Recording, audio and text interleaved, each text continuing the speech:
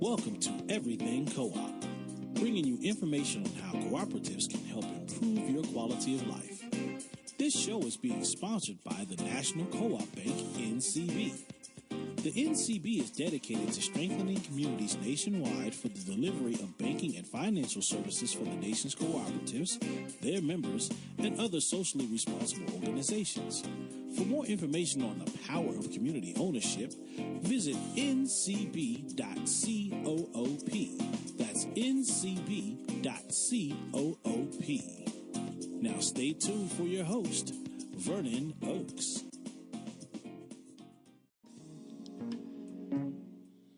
Good morning, everybody. This is Vernon Oakes on Everything Cooperative.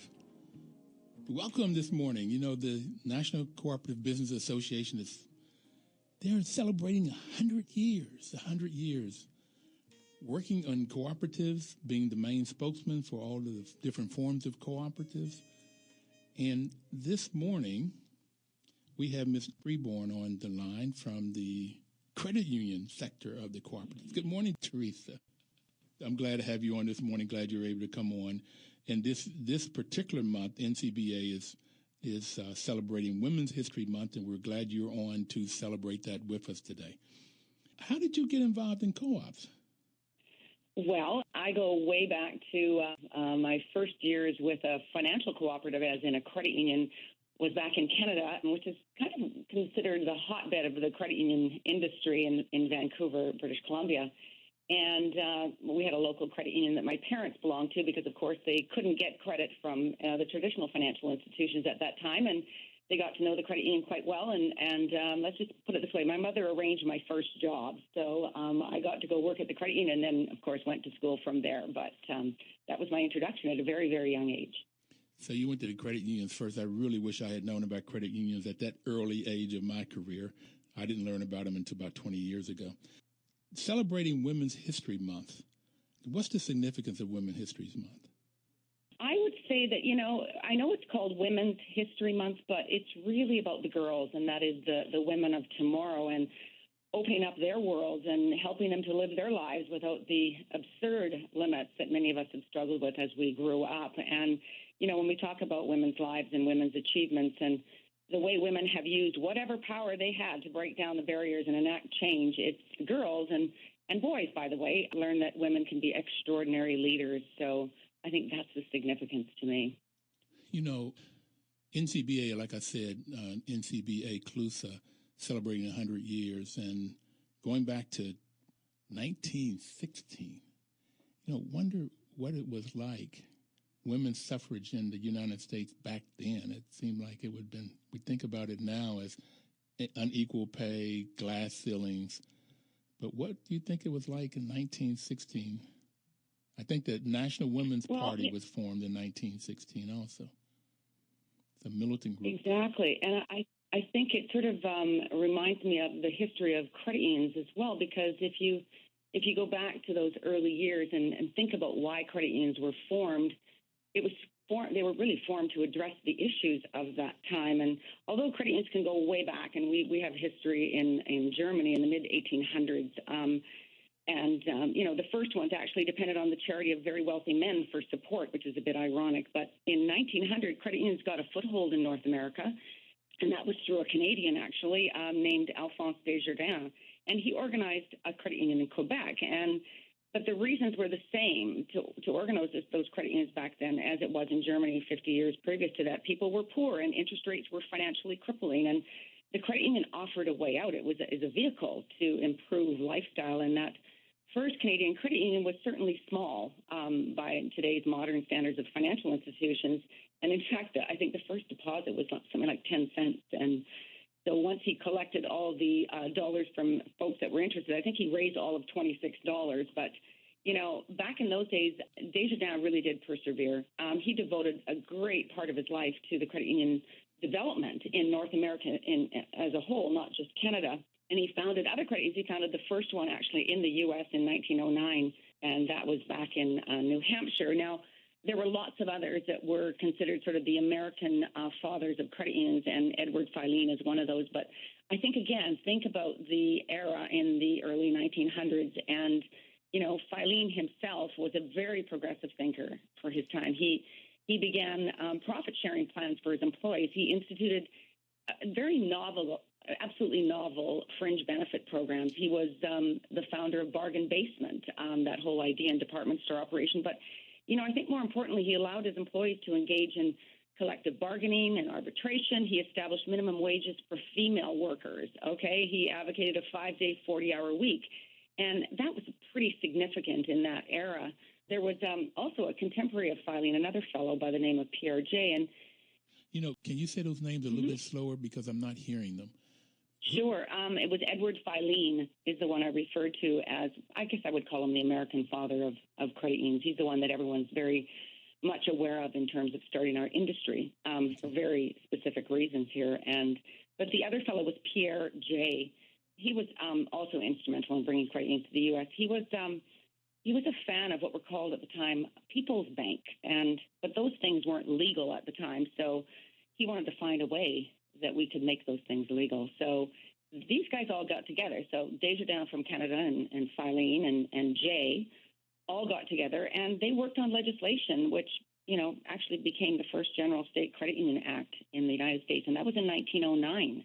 Okay. And that movement grew, trust me, pretty steadily, state by state, to the point where in 1934 was when President Roosevelt signed the Federal Credit Union Act into law. So it became a big deal, and it created a very national system to charter and, of course, to supervise federal credit unions. And the movement grew considerably, and it grew steadily in the 40s and the 50s. And by 1960, believe it or not, there were more than 6 million individuals that belonged to, I guess it was about 10,000 credit unions at that time.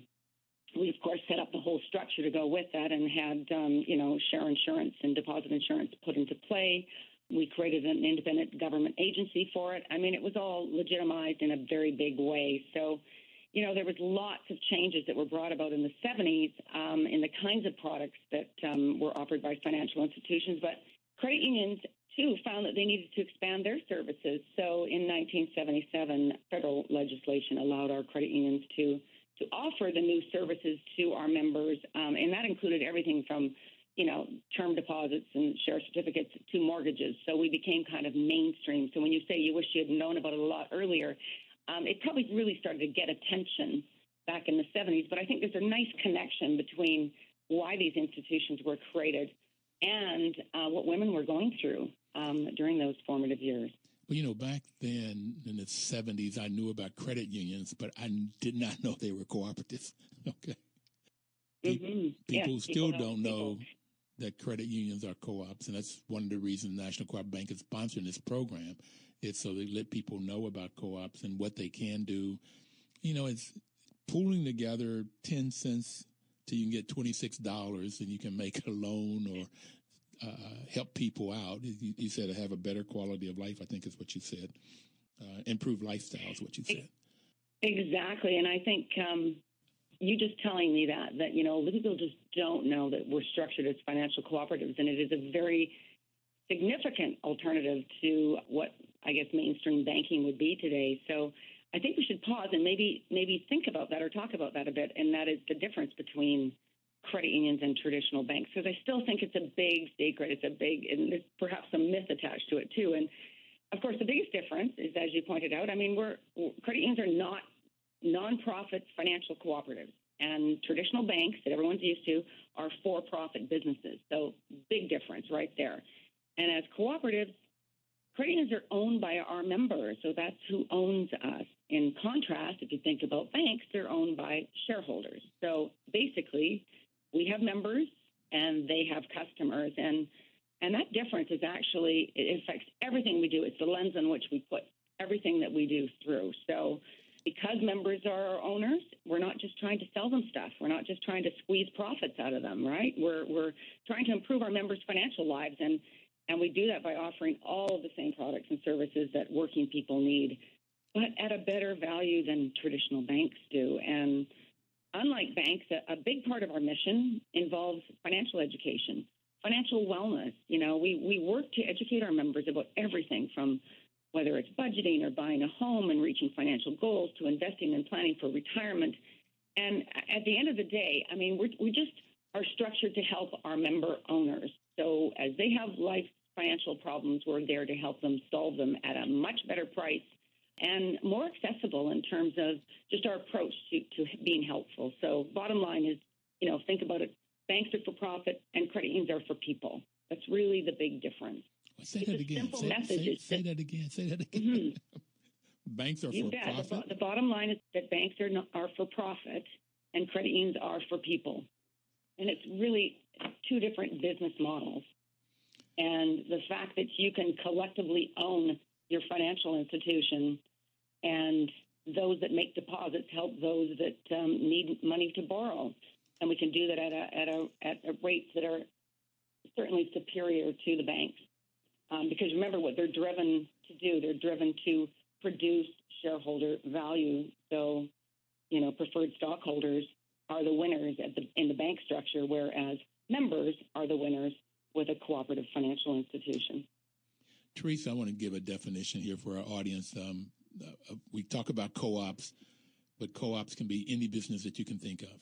There's about 4 main types, but there's all kinds of different variations of these types. If the business is owned and controlled by the employees, then it's called a worker cooperative. If the employees own and control it, if the people that use the products or services own or control it, it is called a consumer cooperative. And credit unions are owned and controlled by the members that use the services, the people that make the deposits, have the checking accounts. And housing co-ops, another example of consumer co-ops. There's also a co-op in Madison, Wisconsin, that is a clinic, a health clinic. It's owned and controlled by the patients. So it's patient-centric members as opposed to shareholders. Those people that put up money to own it are the doctor-centric. Here, a credit union is for the people, for the members. It's member-owned and controlled. And there are 7 principles that co-ops run by. The one that drew me to it is education, and we'll come back to that. We've got to take our first break, Teresa, with that definition. We'll be right back to talk more about the 100-year history of NCBA and cooperatives.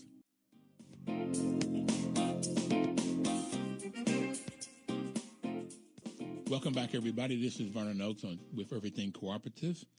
And we have Teresa Freeborn with us today, who's the President and Chief Executive Officer of Xceed Financial Credit. And when we left off, we were talking about the benefits of a credit union over another financial institution called banks. The banks are normally owned by what Teresa was telling, owned by shareholders, people that put money into the bank and they get shares of stock, and then they vote on the management. And more often than not, they are only interested in, or the majority interest is profit. They're concerned about their customers to the extent that they can get profit out of them. Where credit unions are owned by the people that, the members are the people who put their money in deposits in the credit union, they elect the board of directors whose focus is on the people. What's the best products for the people? What's the best education that we can get for the people? How can we get them to be financially educated and make smart decisions? Did I capture that okay, Teresa? Absolutely. Okay. Nice summary. Okay. And this started, you talked about 1909, a little bit more than 100 years ago. And by the way, Teresa, I had a lady, Harriet May, on the show 2 years ago, pretty much when we got started. Harriet May was the president of a $1 billion credit union in El Paso, Texas, started off as a clerk and became the chief executive officer, female, a little short lady that is powerful. And she said that 5 men started that credit union with $5 each. So credit unions and other co-ops pool the resources, whatever money it is. People can put in pennies or dollars, and then by pooling that money, they have some power, some financial power, that when somebody needs something, they can come in and borrow it, and with the paying it back with a little bit of interest, not a lot of interest, compared to banks. They'll want more and more and more interest. And I like that you can do mortgages now. That's interesting. I know Harriet May very well, and she's a very good friend of mine, and her story in the beginning of her credit union is very much like most of our stories, and very modest beginnings as usually workers of a certain employer gathered their funds to create a credit union in those very early years. 50 to 80 years ago is the typical range of the age of credit unions these days. So we all had exactly that same beginning. I guess the difference was that it was at those times pretty much formed by men versus women. So now women are certainly taking a little more increasing role in the leadership of these credit unions throughout the country. Who are some of the leaders, women leaders, that have influenced you that you say would be your heroes or sheroes? Oh, there are so many, but it's funny. One of the ones that you had mentioned at the very start of the program when the introduction was going on about the first American woman in space back in 1983, and that would be Sally Ride. So certainly impressed with that. And of course, in my industry, given the financial services industry, Mickey Seabird, her name actually is Muriel Mickey Seabird, and what's significant about her is that, again, pretty gutsy woman. She was the first to buy a seat on the New York Stock Exchange, and I think she paid about $500,000 back in 1967 for that. But before then, women were only permitted on the trading floor as clerks and pages, and they were brought in to fill the shortages back in World War II and the Korean War. So the motivation was very different. So to see a woman actually enter on her own right in 1967 was pretty phenomenal. And then, of course, I have a particular bone to pick with just the general running of our country, let alone my sector, in terms of women's involvement and participation, and was delighted when Shirley Chisholm in 1968 was the first African-American woman elected to Congress and tried in terms of making a bid to the Democrat Party's candidate for president in 1972. But, again, that was a pretty gutsy move. And if you look today, Vernon, I mean, unfortunately, although women make up 50% of the population in the country, in fact, just a little bit more than 50%, you know, if you look at our congressional representatives, less than 20% are women. You look at the Senate, less than 20% are women. Keep going and look at the Supreme Court. I mean, it's just the way the world is sort of run is just not in sort of direct relation to the number of very capable women that could stand up and take some of these posts. So we've got a ways to go still. You know, Jessica Gordon Nimhard, and that's who I was talking about in the beginning, wrote a book called Collective Courage. In her book, one of the things that she pointed out was in the African-American experience with co-ops, and there's a great history, which she's gone through and collected a lot of it, that a lot of the people that push the cooperative movement in the African-American experience was women, that women were very much involved in. And I've asked on this program, I'm asking you, why are women so much involved in the cooperative movement? Do you have a sense of that? I do, and perhaps it's more in my industry. So I'm going to talk about financial cooperatives because I know that very well. Mm-hmm. But I think it has a lot to do with the values that cooperatives represent. And cooperative principles are about empowering the powerless, you know, and lifting those up who are struggling with societal and economic inequalities. And I think my career provides a pretty good example of this is that, you know, early on, I wanted to be in charge, but there weren't a lot of role models for women who aspired into the C-suite back then, the chief suite of a corporation. And the Old Boys Network was pretty much in its heyday, and they were certainly helping, you know, promising young men along with their careers. But for the most part, women were kind of, you know, at arm's length. But let's be honest, you know, few of us, whether you're male or female, we don't just pop out of the womb with skills for negotiating and presenting and networking and other key markers for leadership. I know I didn't, and I had to learn those things. And you know, throughout my career, I benefited tremendously from mentoring and support from some very smart credit union leaders. And, of course, all of them were men as I was beginning and as they were for Harriet. And a lot of the African-American women that also started out, they had men mentors, and they had to. And because there weren't many women leaders back then, so there was no one for us to be mentored by in terms of a female. And I know for me, I'm very indebted to those, what I call gender blind men.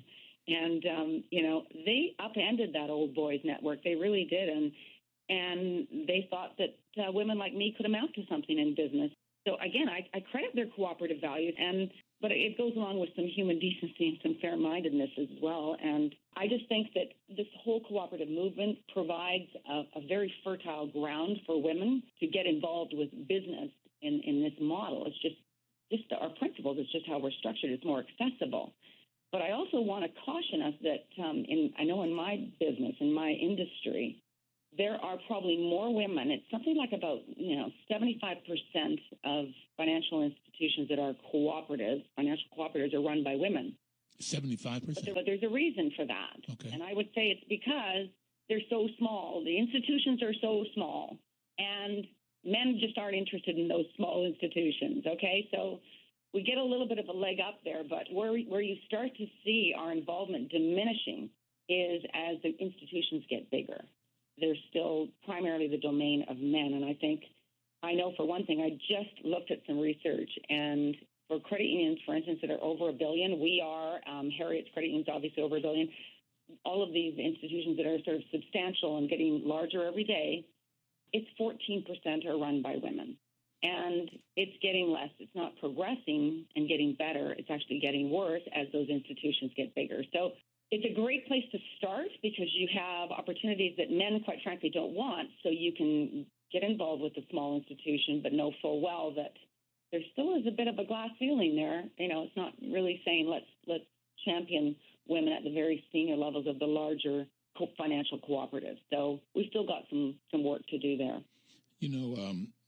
Judy Zigwak, who is now the president and executive director of National Cooperative Business Association, was on.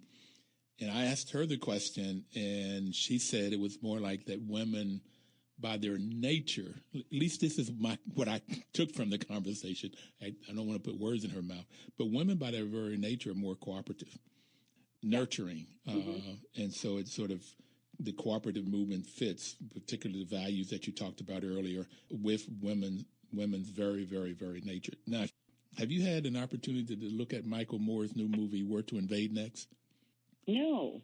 You need to look at it because, I knew nothing about it. I went to look at it. There were only maybe 10 people in the movie theater, but he had a section about women. And in the Arctic, I think it is, in 2008, the only bank that did not fail or go under or have hard times was a bank that was started and run by women.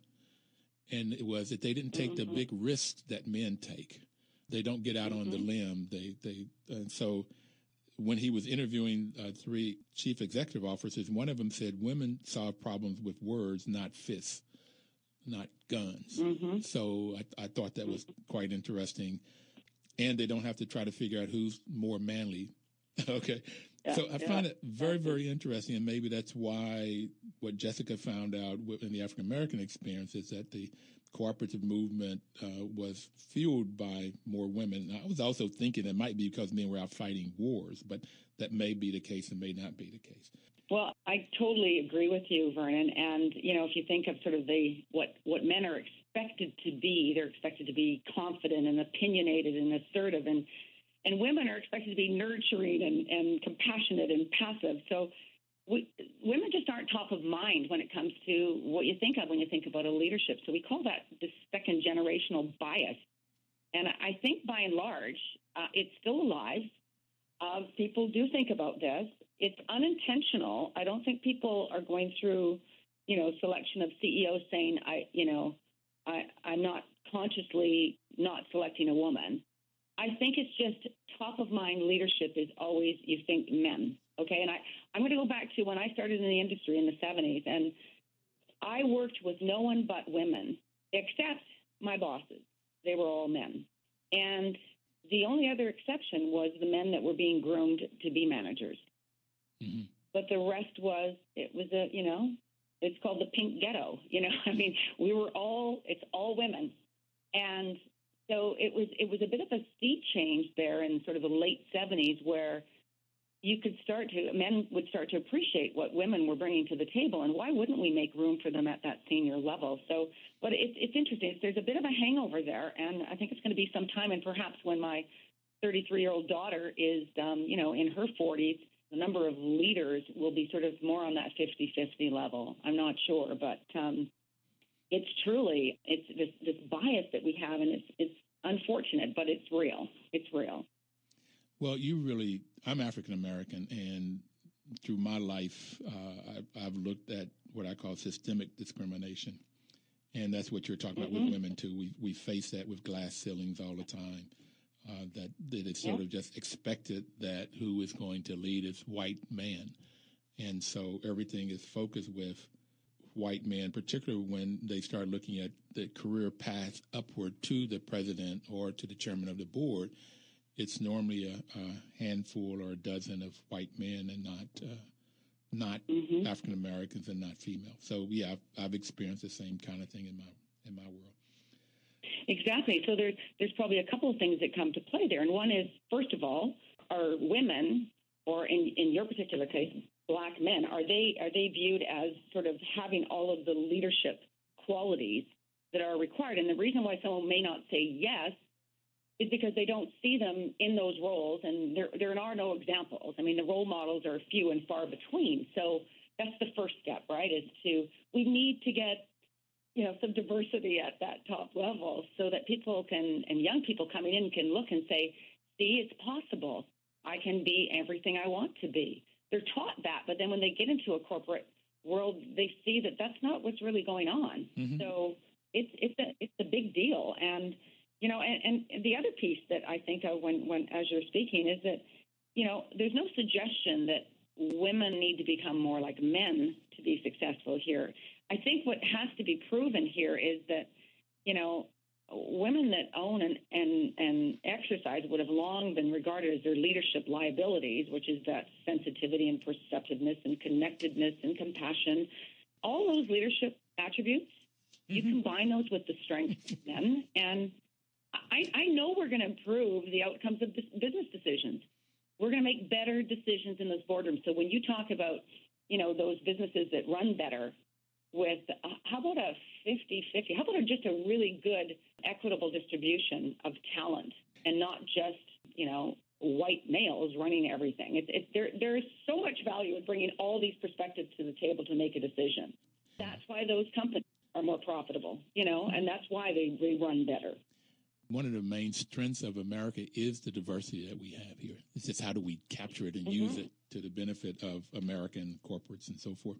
But back to this Michael Moore movie, they said in the Arctic, the law was passed that you had to have 40% or more women on all boards. And you had to have 40% of men on all boards. And you could not have 60% or more of either.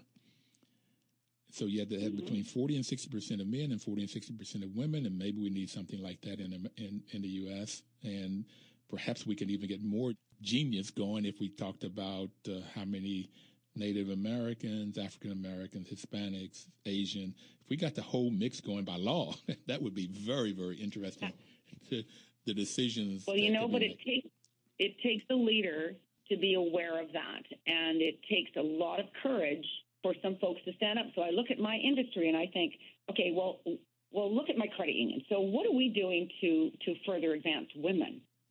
I can be the CEO here, but what am I doing to ensure, that we're going to continue to do that? I mean, that's the real question. And I think every institution needs to ask themselves that question and ask it in their boardroom, and that includes board composition. I'm delighted to tell you that 5 out of our 9 board members are women, including our board vice chair, who happens to be African American. Our 5-person executive management team includes 3 women, including me. We have a chief marketing officer, African American, and our chief risk officer is Hispanic. And our management team is strongly female, and it's diverse. And it's, we've got 26% African American, 18% Hispanic, and I think it's like close to 15% now Asian. It's 40% white.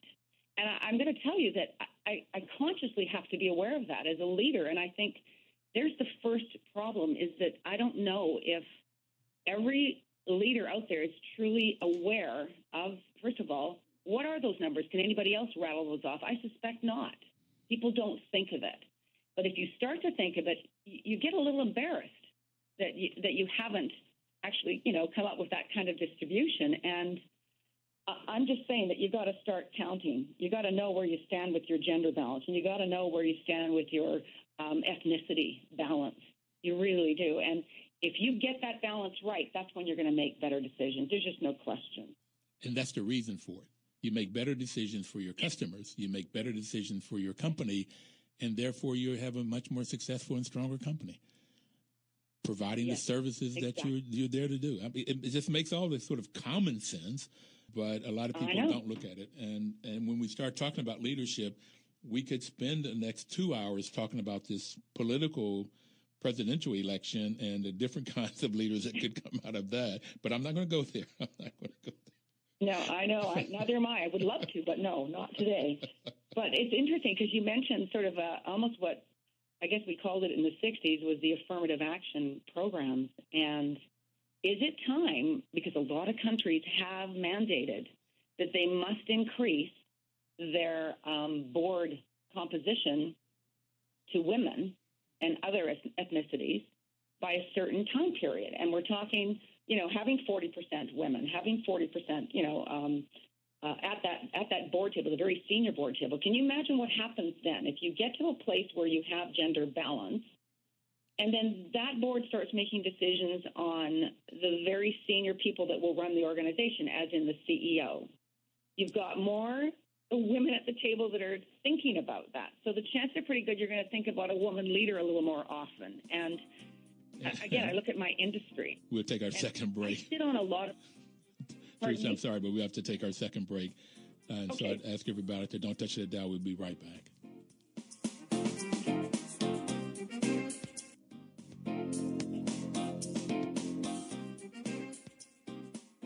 Welcome back, everybody. This is Vernon Oakes, Everything Cooperative. National Cooperative Bank is sponsoring this program. NCB's mission is to help cooperatives grow by supporting and being an advocate for America's cooperatives and their members, placing special emphasis on serving the needs of communities that are economically challenged. Communities that are economically challenged, which brings also to mind Flint, Michigan, and other communities.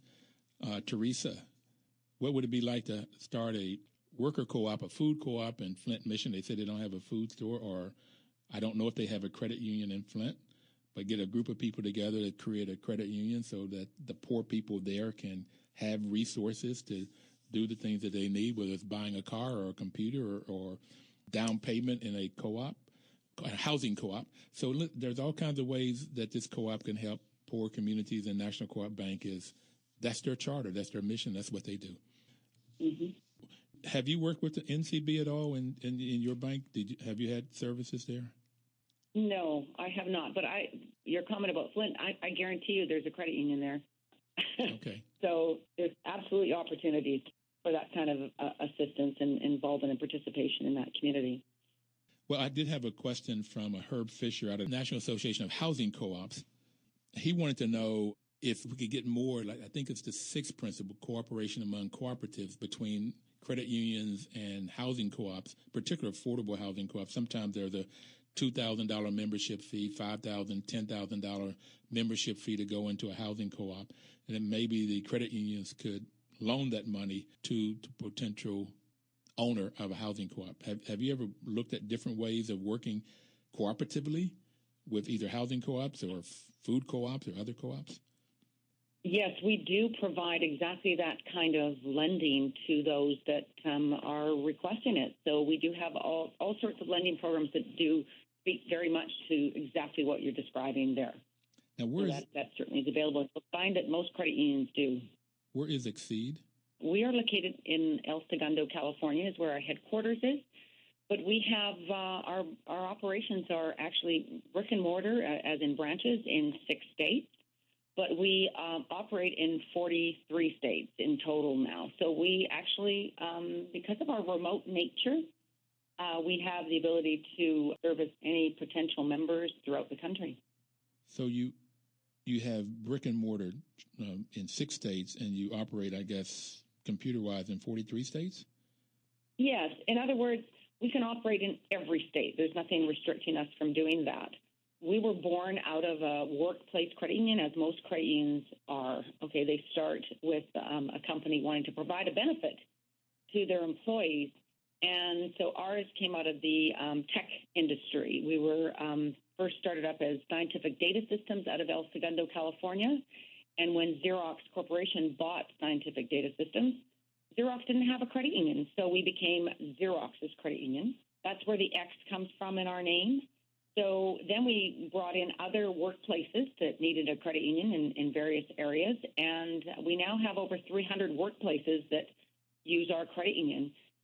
And there's always a way to find a way for everyone to join our credit union. There are many associations that you're going to find that you're members of, perhaps cooperatives, for instance. And if you're a member of that cooperative, you can also join our credit union. So there are many ways for you to take advantage of a membership in Xceed, as well as any other credit union out there. There's over 6,000 credit unions in the country. And we're very much predisposed to working with other cooperatives. So Xceed, that's Xceed. So what's your webpage? How would people find out about you if they said .org. .org. Yeah, Xceed.org. One more time. And if you're looking for a credit, okay, Xceed.org. Okay. And you can also go to findacreditunion.org, and you can look for a credit union in a specific town that you happen to live in, and that helps you locate one as well. There's a big location engine that exists that we all make sure that we're involved in, so that there really no reason. Everyone can join a credit union. There's a credit union for everyone in the country. And it's interesting because I guess I spend most of my time when I'm out in a social setting, because people say, well, what do you do for a living? So then I can talk about how I'm a CEO of a credit union, which is a financial cooperative, and I talk about the very basic structure of this credit union and my industry. And without hesitation, everyone always says, I didn't know I could have any of that. I didn't know I could participate in a credit union. And once we start talking about our rates are better, our fees are better, our personal approach is better, it's done. I mean, all I can think of is that it's very close. It's an altruistic model here. I mean, I've always said to people, I feel I do noble work. It's noble. It's not about squeezing, profit out of every one of the members that we're working with. And it's about doing right by the member. It's about making sure that our members get the absolute best possible advice, even if the advice is to have to go down the street and get a better deal on something we can't do. And that's just how we look at it.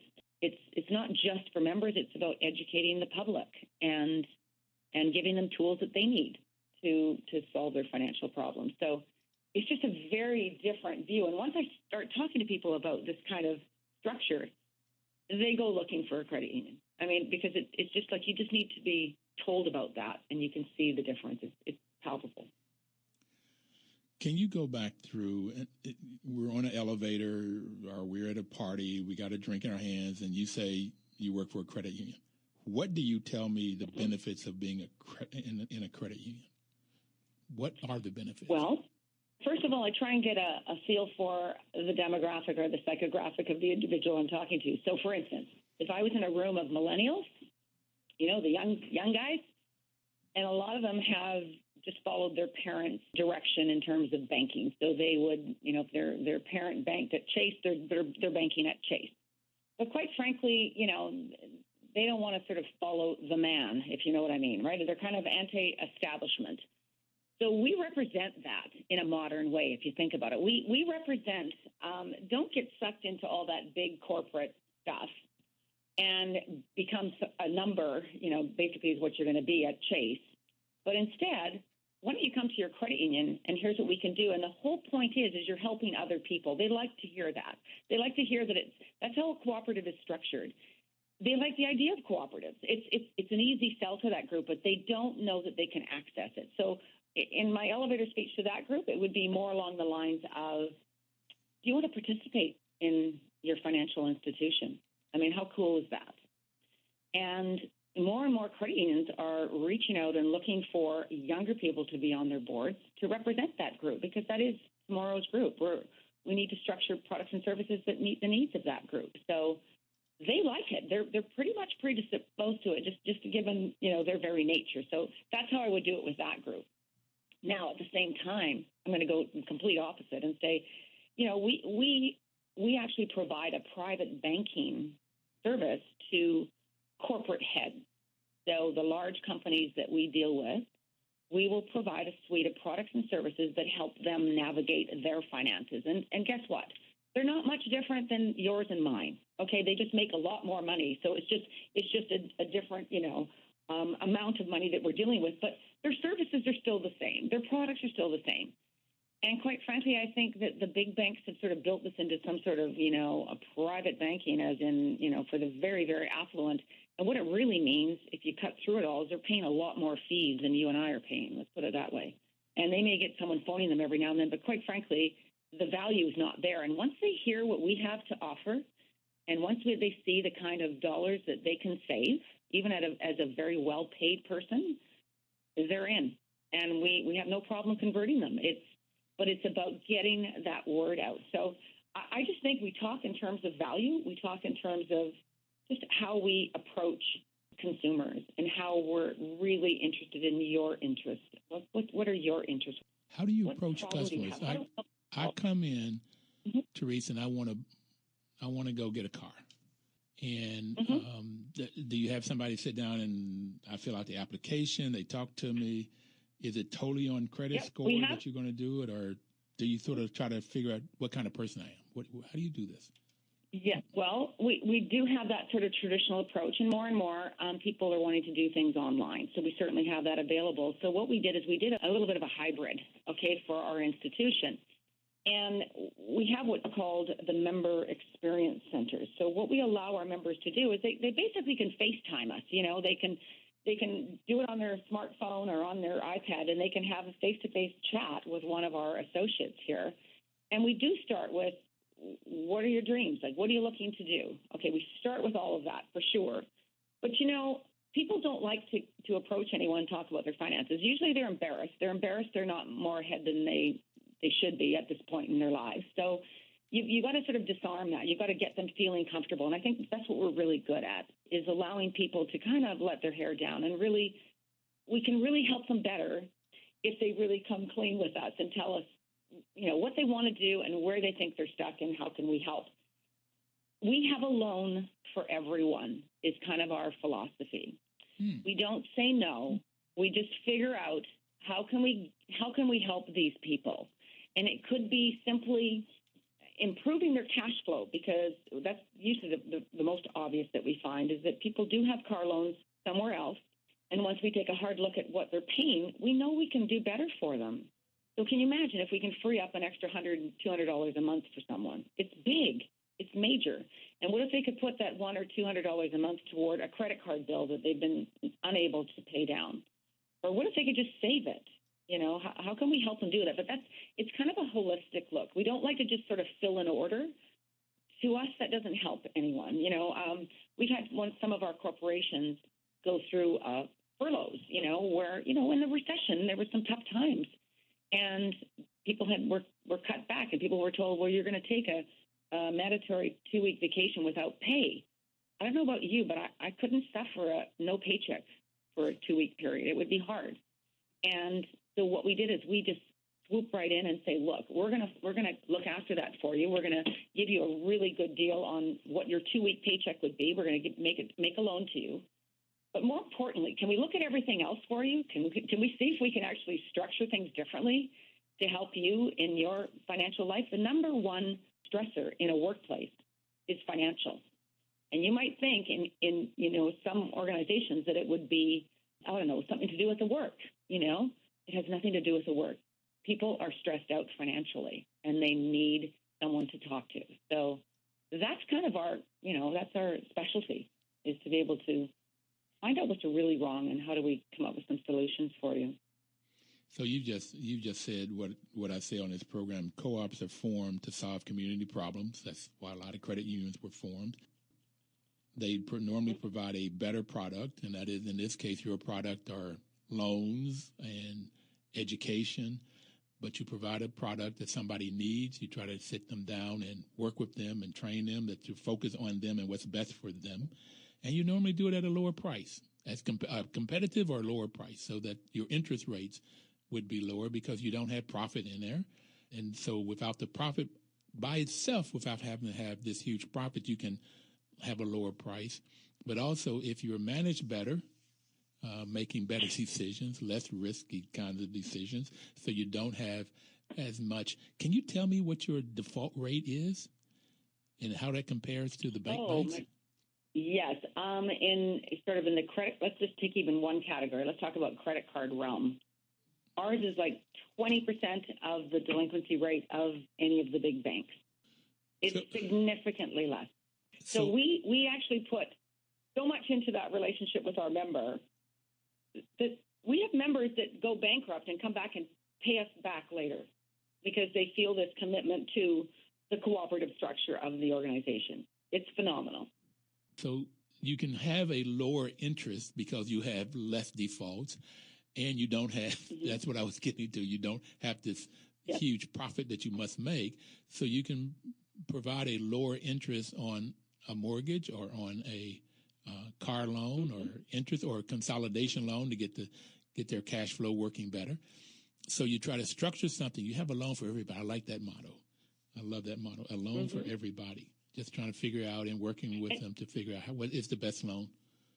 Exactly. And you know what? You may start off with a higher rate because we have to risk rate these loans. We can't give, the pristine FICO score the same rate as, say, someone who's really struggling because the risk is higher, and it's not fair to our members to simply, be too, wanton in our decision making there. But what it comes with is today, this is your rate. Come back and let's take a look at this in a year and let's see how you're doing. And you're making those payments on time. Guess what happens? Your credit score is just improved. And because of that, we can rewrite that loan now at a much better rate. I mean, we're interested in moving these people forward. If at the end of the day we can show some progress there in terms of helping people get on the right track. Lots of young people mess up their credit at a very early age. And, our goal is to get them back on track at mainstream so they, too, can buy a house one day. So it's that kind of thing.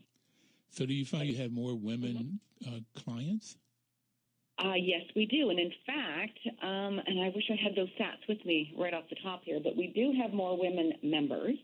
And we also find that women are the primary decision maker in a household, more so than ever before. Mm-hmm. We have more working women than ever before at substantial breadwinners and equal to their spouse or their partner. So, yeah, the world's changed that way for sure. And women, I think, are more, first of all, they find the whole financial services industry quite confusing. And it's because I think it was built for men by men, okay? And the products and services are described that way, and they're intimidating. They're terribly intimidating. So we're trying to take the mystery out of all that because it really isn't that difficult to understand. It's just the way it's been presented. It's kind of a mystery. So we're trying to make that a little more simple for all of our members, but directed mostly at the women's side as well. Teresa, what's the last word you have to say? Well, we got 2 more minutes, so what would you like for our members, our listeners to know about co-ops, about Women's Month, about our history, and what we can look forward to the future? Well, because I've spent quite a bit of my last couple of years talking about advancing women in leadership in my industry, I can't affect the world, and I certainly can't affect government structure, but I can certainly make some noise about my industry and advancing women in leadership. And I would say that, it's time to see a significant increase of women in power in cooperatives in general. And I'd say that, first things first, let's start counting. Let's start really acknowledging how far and what progress we've made in that realm to get sort of that gender balance in the workplace at the senior level. It's easy to do, and it makes such good sense. So that's really the point that I'd like to leave everyone. If you think everything's okay, go do some counting. Okay. I suspect you'll find that it's not. Well, I would just add, from Michael Moore's point of view, you get better decisions with women in control. Have a great day, everybody. Have a great week. Teresa, thank you so very much for being on and for all of this great information. Banks are for profit. Credit unions are for the people. Bye now. Thank you so much. All right. Bye.